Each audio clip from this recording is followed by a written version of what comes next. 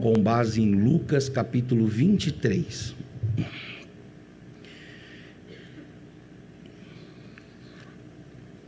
Nós vamos ler alguns trechos de Lucas 23.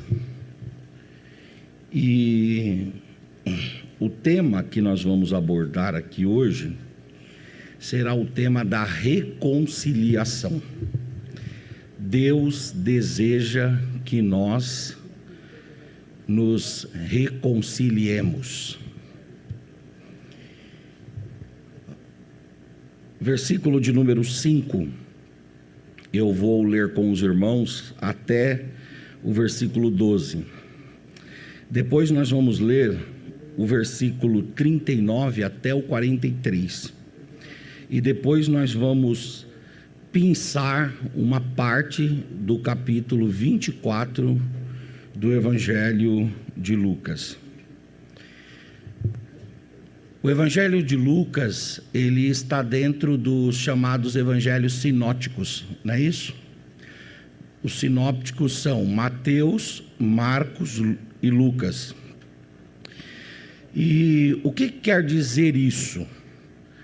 Quer dizer que uma boa parcela do conteúdo de Mateus está também em Marcos. E uma boa parcela do conteúdo de Marcos está também em Lucas. Isso quer dizer que eles trabalham numa mesma visão, numa mesma ótica. Só que existem algumas parcelas de Lucas que são exclusivas, ou seja, que somente Lucas traz. E existem algumas parcelas de Lucas que a história só vem completa na forma como Lucas expôs. Então o evangelista São Lucas, aqui nesse texto que eu vou ler para os irmãos, ele traz ou uma história exclusiva, quer dizer, só Lucas fala, ou ele traz a história completa, e só ele traz a história completa. Porque apesar dele estar dentro dos sinópticos, ele vai contar alguns fatos da vida de Jesus de forma exclusiva. E Lucas vai dizer para nós, no primeiro versículo do seu livro de Atos, que os dois tratados teológicos de Lucas a respeito de Jesus e a respeito da igreja, os dois foram frutos de uma pesquisa de Lucas. Diferente de Mateus, que conviveu com Jesus, e diferente de João, que conviveu com Jesus, e diferente de Marcos, que teve a oportunidade de pelo menos acompanhar Jesus de longe, porque lá no Evangelho de Marcos, no capítulo 14, versículos 52 e 53, fala que o menino, um jovem, seguia Jesus de longe, vestido ou enrolado num lençol. Então dá a ideia de que Marcos teve pelo menos a oportunidade de ver Jesus em algum momento e testemunhar da carreira e da caminhada de Jesus. Mas Lucas não. Lucas vai escrever esses conteúdos a partir das suas pesquisas. Ele vai visitar Jerusalém, ele vai ler os outros evangelhos, e ele também vai receber aquilo que ele vai colocar tanto em Lucas quanto em Atos de Paulo. E o apóstolo São Paulo trabalha como ninguém o tema da reconciliação. E Lucas, como um bom ouvinte que era, foi ouvindo e aprendendo com Paulo sobre o tema da reconciliação. E nestes textos, ou nestas porções exclusivas de Lucas, que você não encontra em outras passagens, ou que você não encontra tão completa em outras passagens, Lucas vai trabalhar o tema na perspectiva da reconciliação.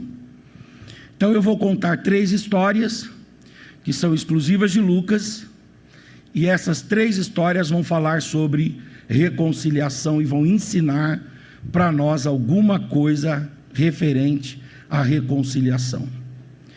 A primeira história está em Lucas capítulo 23, versículos 5 a 12. Disse Pilatos aos principais sacerdotes e às multidões: não vejo neste homem, Jesus, crime algum. E insistiam, porém, cada vez mais dizendo: ele alvoroça o povo, ensinando por toda a Judéia, desde a Galiléia, onde começou, até aqui. E tendo Pilatos ouvido isto, perguntou se aquele homem era galileu, se Jesus era da Galiléia, do norte de Israel. Ao saber da jurisdição de Herodes, que era da jurisdição de Herodes, estando Herodes, naqueles dias em Jerusalém, lhe remeteu, quer dizer, mandou Jesus lá. Herodes, vendo a Jesus, sobremaneira se alegrou, pois havia muito que queria vê-lo, por ter ouvido falar a seu respeito. E esperava também vê-lo fazer algum sinal, e de muitos modos o interrogava. Jesus, porém, nada respondia a Herodes. Os principais sacerdotes e os escribas ali presentes o acusavam com grande veemência, mas Herodes, juntamente com os da sua guarda, tratou-o com desprezo e, escarnecendo dele, fê-lo vestir-se de um manto avermelhado e o devolveu a Pilatos. E naqueles dias, ou naquele dia mesmo, Herodes e Pilatos se reconciliaram, pois antes viviam em inimizade um com o outro. Pilatos, ao que a gente entende, mandava no sul de Israel, na região da Judéia.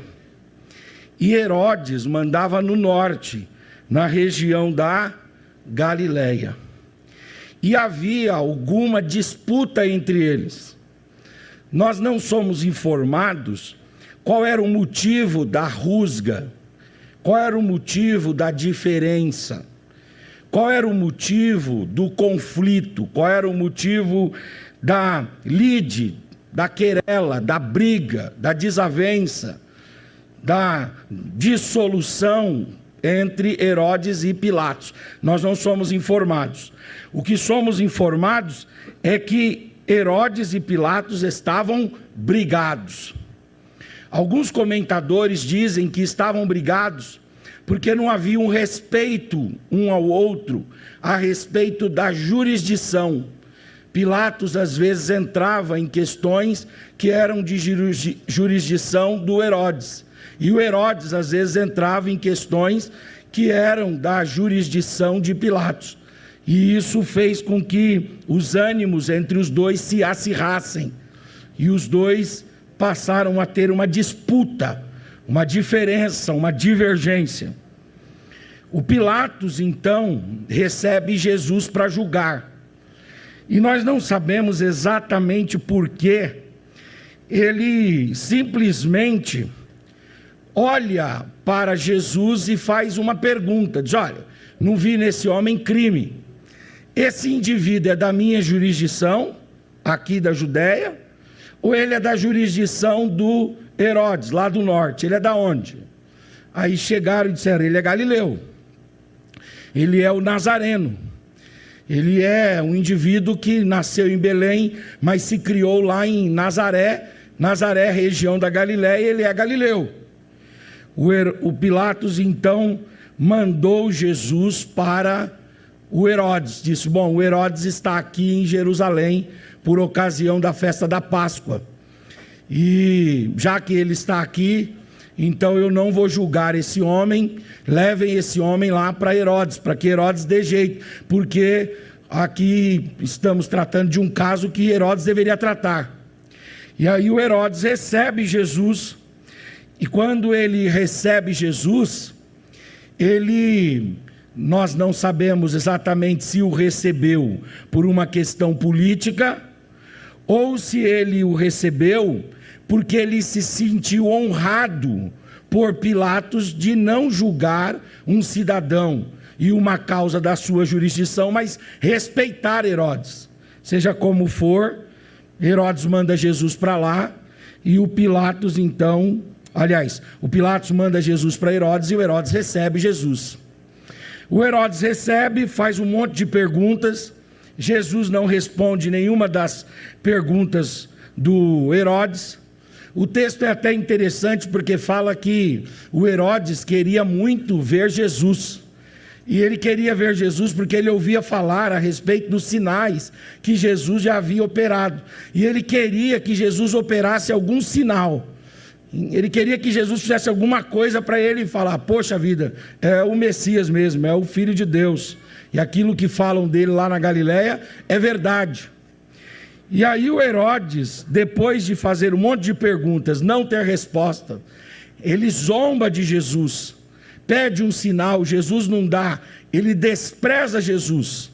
E aí não só despreza, como também manda os seus soldados zombarem com ele, colocando um manto vermelho nas suas costas e dizendo: o senhor não é rei? Então saia daqui como um rei. E ele zomba de Jesus e manda Jesus de volta para o Pilatos. O Pilatos recebe Jesus e de novo não quer julgar, submete Jesus ao povo, e o povo condena Jesus. Aí ele não quer executar a pena, traz o Barrabás para que o Barrabás seja trocado por Jesus. O povo solta o Barrabás e condena Jesus. Aí o Pilatos, por sua vez, lava as mãos.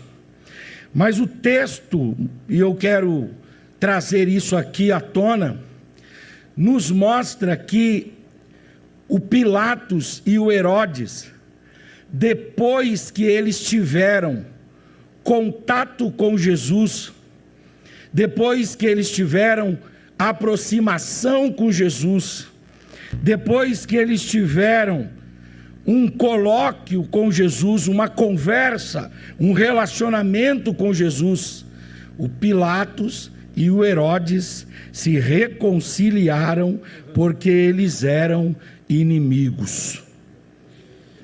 A pergunta que nos vem é muito simples: se Cristo reconcilia homens que não querem saber dele, se Cristo é capaz de reconciliar indivíduos que não o respeitam, indivíduos que não o recebem, indivíduos que não o amam, indivíduos que não têm por Jesus nenhum tipo de apreço, nenhum tipo de atenção, nenhum tipo de sentimento bom, se Jesus foi capaz de unir dois inimigos terríveis que não quiseram saber de Jesus, mas foram unidos, eles foram reunidos, reconciliados, pelo simples fato de terem contato com Jesus, será que Jesus também não pode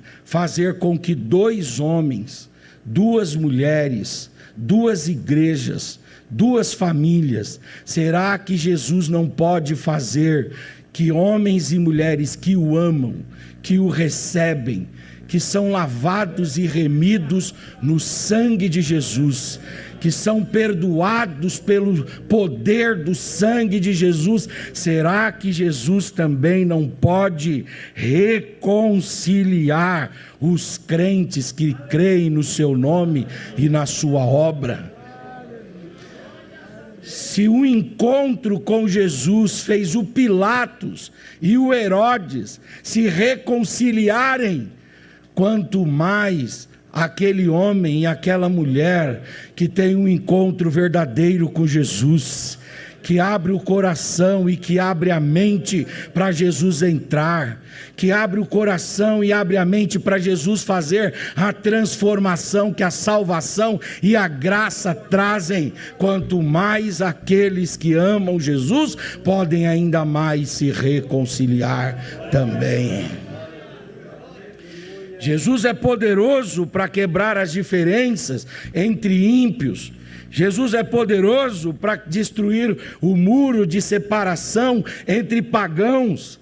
Jesus é poderoso para desfazer inimizades, para desfazer rixas entre pessoas que não querem saber dele. Jesus é poderoso para fazer isso pelo simples fato desses dois indivíduos terem contato com ele. Se é assim com Pilatos e com Herodes, quanto mais é verdadeira esta mensagem no coração e no meio daqueles que amam a Jesus. Jesus pode sim nos reconciliar. Jesus pode sim quebrar as nossas diferenças. Jesus pode sim mitigar todo tipo de diferença e todo tipo de divisão. Jesus pode sim reconciliar-nos com os nossos irmãos. Jesus pode sim desfazer toda a parede de divisão e nos unir aos filhos de Deus que estão no mesmo propósito, servem ao mesmo Deus e têm Cristo como Rei e Senhor de suas vidas. Aleluias, aleluias. Cristo reconcilia famílias. Ele é poderoso para inclinar o coração do pai ao filho. Ele reconcilia famílias. Cristo é poderoso para acabar com as diferenças e as divergências familiares, os cismas familiares. Ele é poderoso para entrar nas famílias e reconciliar famílias. Ele é poderoso para reconciliar casais. Ele é poderoso para reconciliar pais com filhos e filhos com pais. Ele é poderoso para reconciliar irmão com irmão. Ele é poderoso para arrancar do nosso coração todo tipo de mágoa, todo tipo de ira, todo tipo de angústia, de rancor e de ressentimento, acabar com as nossas diferenças e nos unir para a glória, honra e louvor do seu nome. Cristo pode reconciliar famílias. Cristo pode reconciliar amigos que por alguma razão acabaram entrando ali numa rusga, numa diferença. Outrora andavam juntos, outrora cultuavam juntos, outrora serviam a Deus juntos, outrora faziam planos e projetos juntos, mas alguma coisa aconteceu na caminhada que os amigos se afastaram. Assim diz o Senhor através da sua palavra: eu estou hoje quebrando toda essa diferença, estou reconciliando amigos também. Aleluias, aleluias, glória a Deus. Jesus é poderoso para reconciliar amigos. Jesus é poderoso para reconciliar os membros da igreja uns com os outros. Sem querer, às vezes nós vamos criando entre nós barreiras, vamos criando inimizades, vamos criando diferenças, vamos criando distâncias, sem querer ou às vezes até querendo, de forma culposa ou às vezes até dolosa. Nós vamos promovendo cisões no meio da igreja, no meio do grupo, no meio das famílias e no meio dos irmãos. E aí tem hora que a cisma é tão grande que a gente diz assim: ninguém é capaz de construir uma ponte. Aí vem Jesus e diz: eu sou a suprema ponte que encurta as distâncias e acaba com a desunião no meio da minha igreja.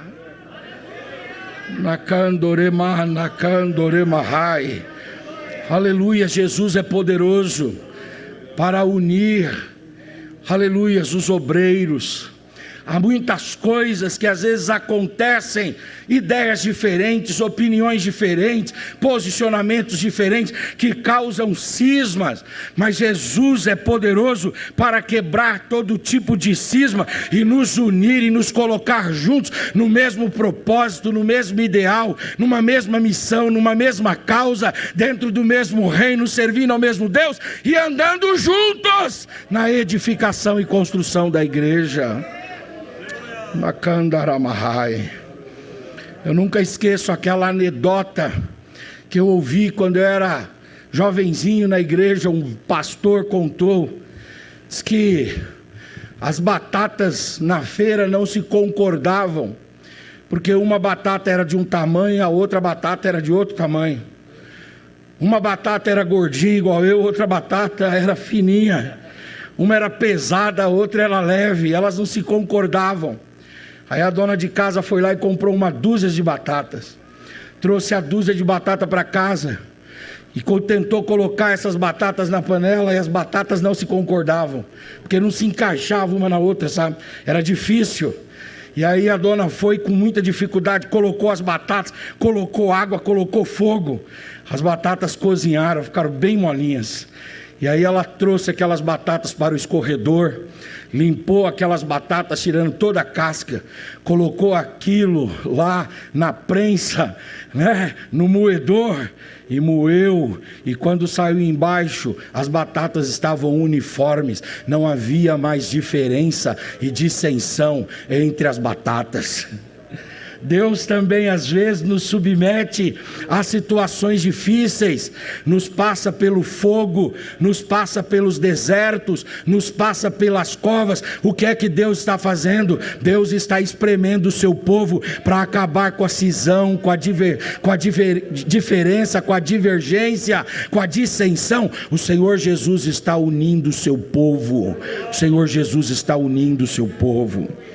O ano de 2022 está aí, aleluias, e nós podemos fazer um pacto entre nós aqui, aleluias, para esse ano. Nós vamos nos reconciliar em todos os níveis e em todos os sentidos, aleluias, glória a Deus, e vamos seguir à frente, trabalhando para a honra e glória do Senhor.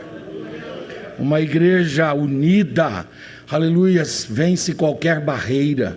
Nós temos aí um grande projeto, que é o projeto da construção do nosso templo, e para isso nós precisamos de uma igreja coesa, uma igreja unida, união e unidade. Nós temos aí esse ano um ano difícil, de muitos desafios, e muitas coisas vão nos chamar, ora para um lado, ora para o outro, mas assim diz o Senhor: eu sou aquele que quebra as diferenças e quero o meu povo unido e coeso. Aleluias, eu quero o meu povo unido para a glória e louvor do nome do nosso Deus. A segunda história que eu quero trazer para os irmãos está em Lucas, capítulo de número 23, versículo de número 39, até o versículo de número 43. Na primeira história, nós vimos Jesus desfazendo a inimizade e promovendo a reconciliação no aspecto horizontal. E agora, nós vamos ver uma segunda história, exclusiva de Lucas, no que tange a sua completude. E essa história nos mostra Jesus quebrando todo tipo de distanciamento, todo tipo de diferença, e trazendo reconciliação no aspecto vertical. Olha o que diz Lucas capítulo 23, versículos 39 a 43. Um dos malfeitores crucificados blasfemava contra Jesus, dizendo: não és tu o Cristo? Salva-te a ti mesmo e a nós também.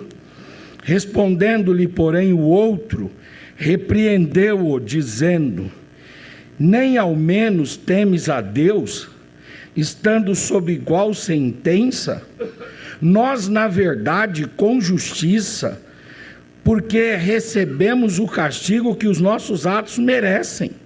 Mas este Jesus nenhum mal fez. E acrescentou: Jesus, lembra-te de mim quando vieres no teu reino.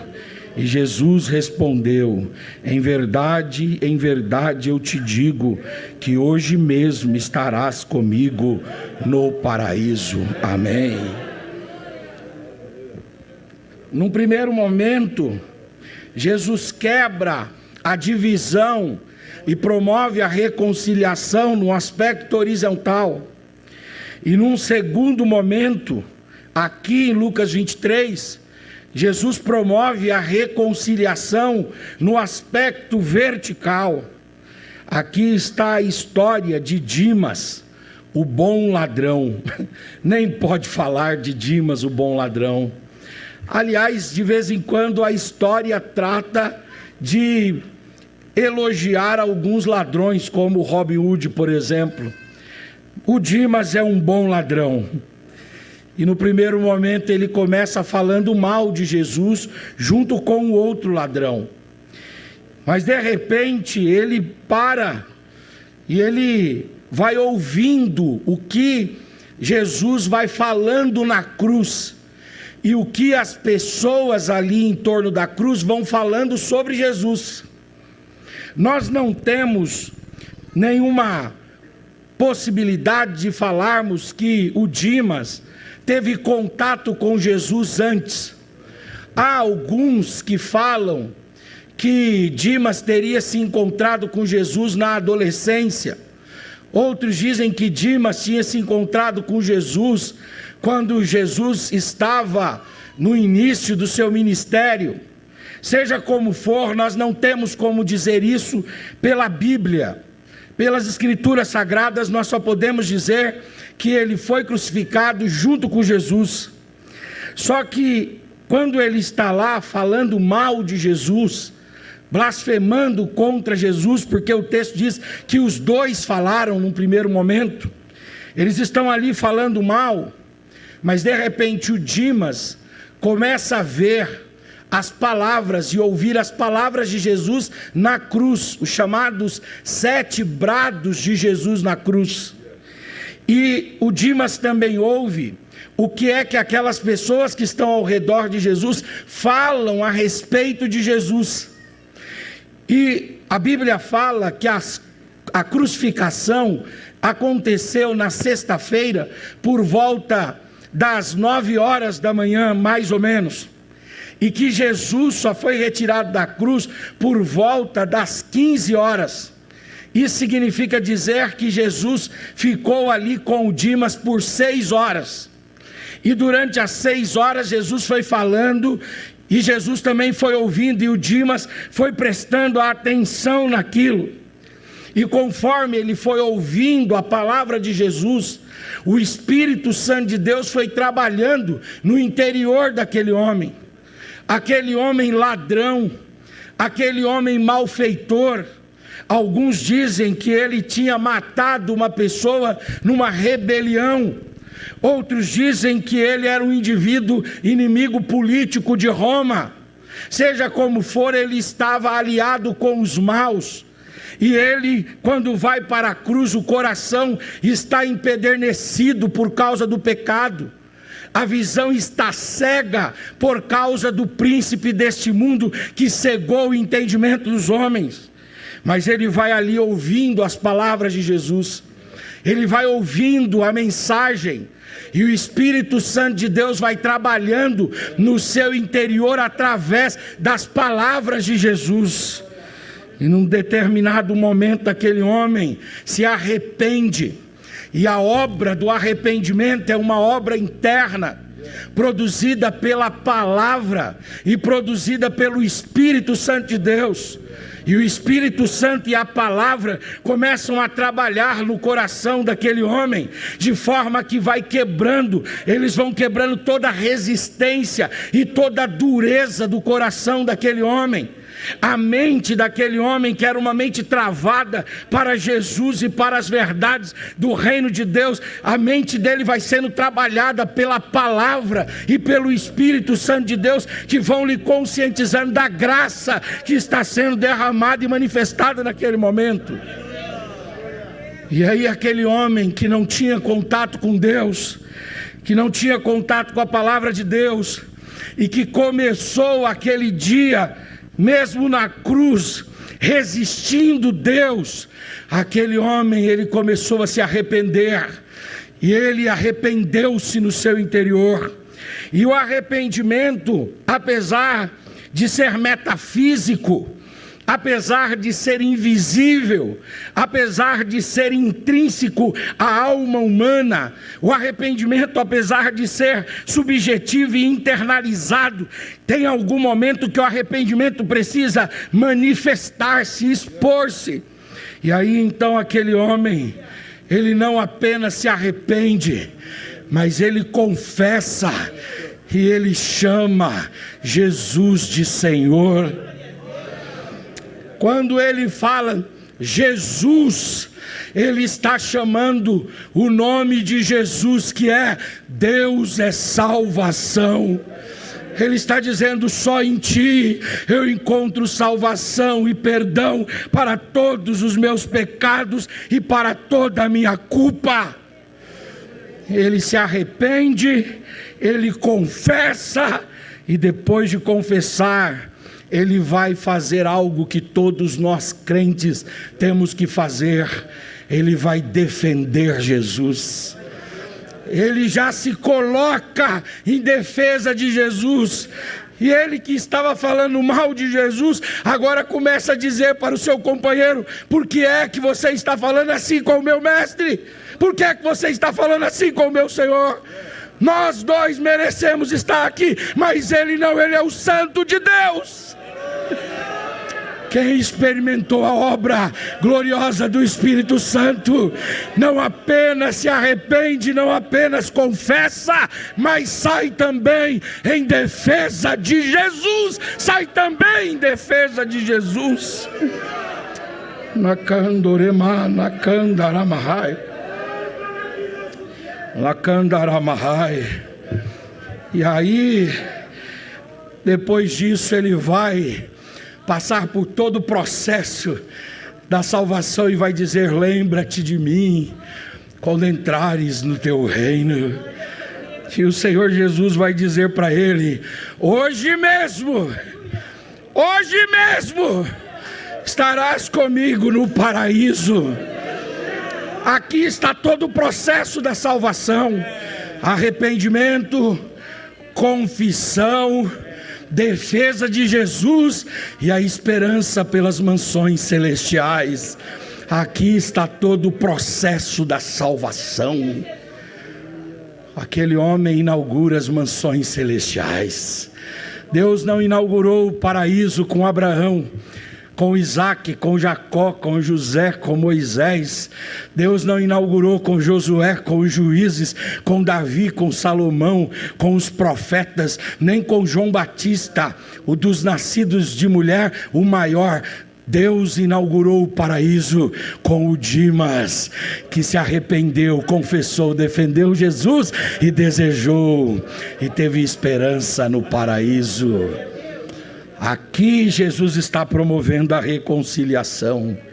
A reconciliação não no aspecto horizontal, mas a reconciliação no aspecto vertical. Toda a diferença que havia entre o Dimas e Deus foi sanada naquele momento. Toda a distância que havia entre Dimas e Deus foi destruída naquele momento. E o Dimas foi reconciliado com Deus e pôde dizer a Deus: Abba Pai, Pai querido, Paizinho, Pai do meu coração. Jesus é poderoso para refazer as relações no aspecto horizontal, mas Ele também é muito mais poderoso para refazer as relações e trazer reconciliação no aspecto vertical. Você está distante de Deus de alguma forma? Faz tempo que você não sente a presença de Deus no seu interior?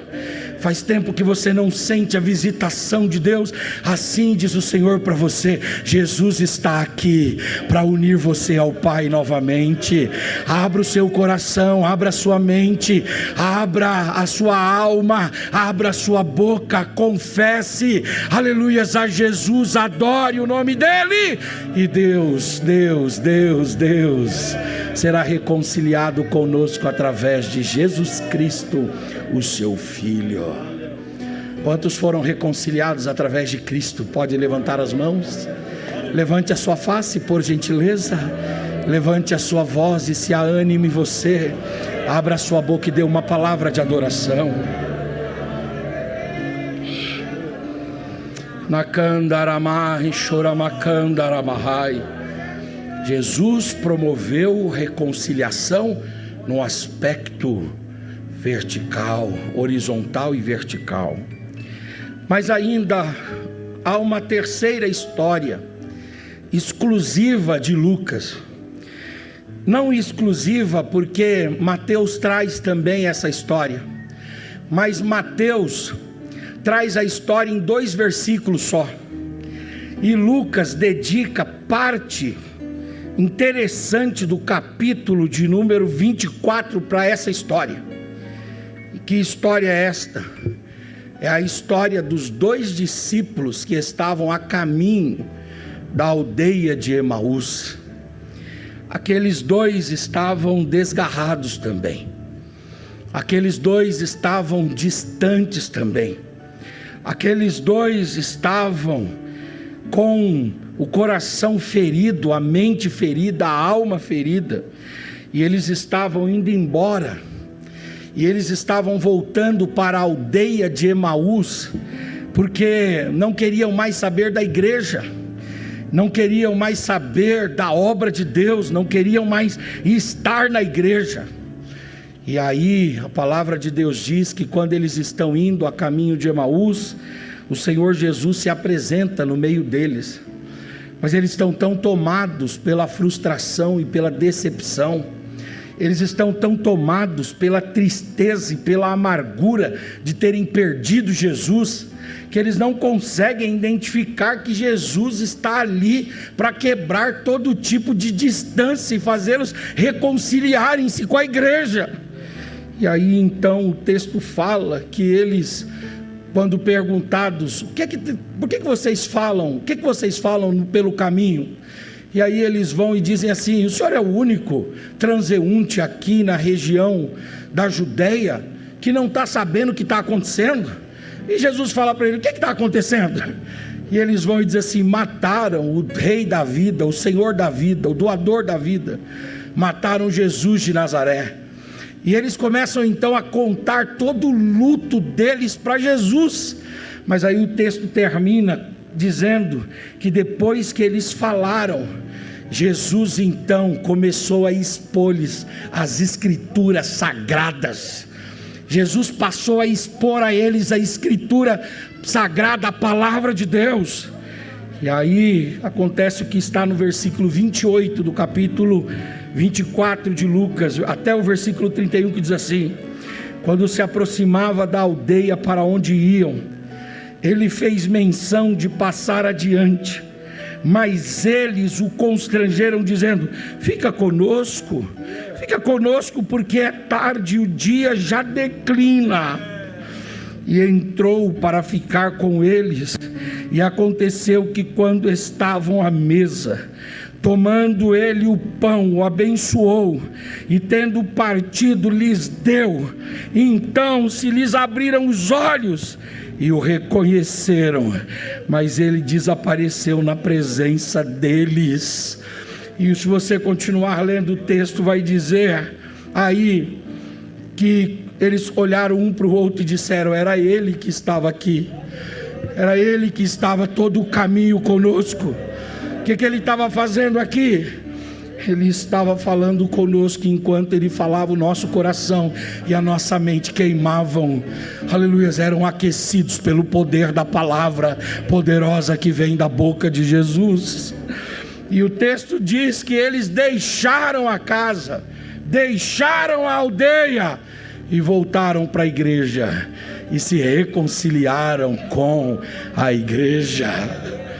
Jesus é poderoso para nos reconciliar nas nossas relações horizontais.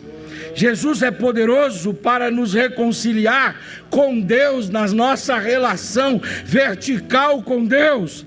Mas Jesus é poderoso também para nos reconciliar com a igreja. Aleluia, Jesus é poderoso para nos trazer de volta à igreja. Jesus é poderoso para buscar aquele que uma hora esteve conosco, mas que por frustração, por decepção, por desencanto, por desalento, deixou a igreja. Mas Jesus vai lá no caminho e traz esse de volta e nos reconcilia com a igreja.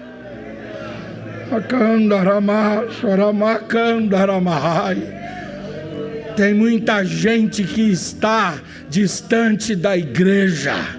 Há um movimento dos desigrejados que diz e que ensina para as pessoas que é possível ser crente fora da igreja, mas Jesus busca estes distantes e diz: eu quero você reunido com os 11, eu quero você reunido no cenáculo, eu quero você reunido em oração com a igreja, eu quero a igreja reunida. Tem gente que abandonou a igreja por decepção, outros por frustrações, outros porque deram ouvido a movimentos, outros por fraquezas. Cada um pode ter se afastado da igreja por um motivo, mas Jesus vai lá e busca e traz de volta e diz: eu quero você unido com a igreja. Eles entraram na sala, encontraram os 11 reunidos, testemunharam sobre a ressurreição de Jesus. Os 11 fortaleceram eles também, dizendo: nós também o vimos ressuscitado, porque ele já esteve aqui entre nós. E aí então eles saíram dali e foram como igreja para o cenáculo. Lá no cenáculo, como igreja, eles estiveram reunidos por 10 dias. E como igreja, aleluia, eles foram visitados pelo poder maravilhoso do Espírito Santo. E todos foram batizados com o Espírito Santo e falavam em outras línguas que o Espírito Santo concedia à igreja. Deus quer nos reconciliar entre nós. Deus quer reconciliar-nos também com Ele mesmo, mas Deus quer nos reconciliar com a igreja. É importante nós servirmos ao Senhor aqui na igreja.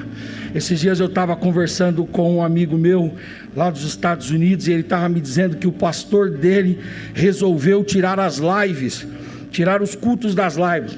Eu achei uma medida assim extremada, mas eu entendi o pastor. E eu disse: por que o seu pastor resolveu tirar o culto da live? E ele disse assim: porque os irmãos não estão mais vindo para a igreja. Aleluia. O nosso pastor fala, e é verdade, tem gente que desde março de 2020 não volta para a igreja. Já voltou o show, já voltou lá os estádios funcionando, não é isso? Nós já vamos ter a Copa do Mundo do Catar aqui agora em 2022, teve Olimpíada lá no Japão. O mundo já está tentando voltar, mas o indivíduo está ainda afastado da igreja. Jesus vai buscar você na sua aldeia de Emaús e vai te convencer para que você volte para a igreja.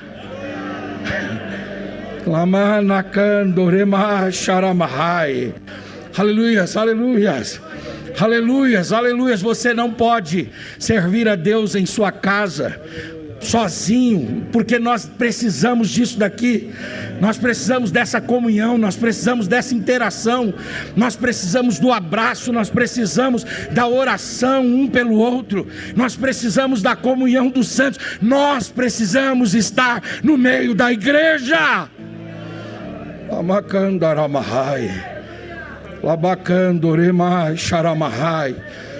Nós temos que respeitar, aleluias, todos aqueles que por uma questão de saúde, etc., se afastam da igreja, ok, mas há um tempo, e esse é o tempo de Deus para nós, de retornarmos para a igreja. Jesus não poderia ter derramado o seu Espírito sobre eles lá em Emaús? Poderia, mas Jesus quis dar uma lição. Qual é a lição? A gente precisa estar unido com a igreja. Tem gente que vem com desculpa e diz assim: mas o ministério tem muitos problemas. É verdade, tem mesmo, como todo tipo de organização humana, mas Jesus nos quer unido com a igreja. Lamacandaramai, choramahai. Venha para a igreja, não caia nesse engodo de Satanás, de que é possível servir a Deus em casa, é possível servir a Deus em movimentos. Não, senhores, a palavra de Deus diz: não deixem as vossas congregações, como é costume de alguns. O Senhor quer nos reconciliar com a igreja. Talvez você esteja me ouvindo aqui esta noite, e você esteja longe de algum irmão. Esta noite é noite de reconciliação para você. Talvez você esteja longe de Jesus, longe de Deus. Essa noite é noite de reconciliação para você. E talvez você esteja longe da igreja. Eu quero dizer para você: Jesus vai alcançar você.